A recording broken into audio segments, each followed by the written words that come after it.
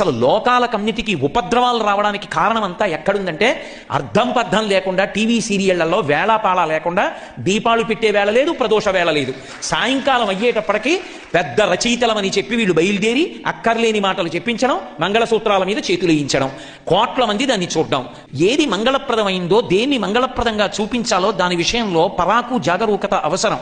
అటువంటి మంగళసూత్రాన్ని పట్టుకుంటే తల్లి అంగీకరించదు.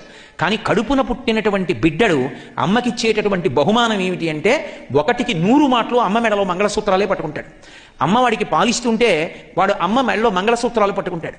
అమ్మ ఎవ్వరినీ అంగీకరించదు. కానీ కడుపున పుట్టిన బిడ్డ కష్టపడి జననం ఇచ్చింది, వాడికి పాలిస్తోంది, వాడు మంగళసూత్రం పట్టుకుని ఆడుతున్నాడు.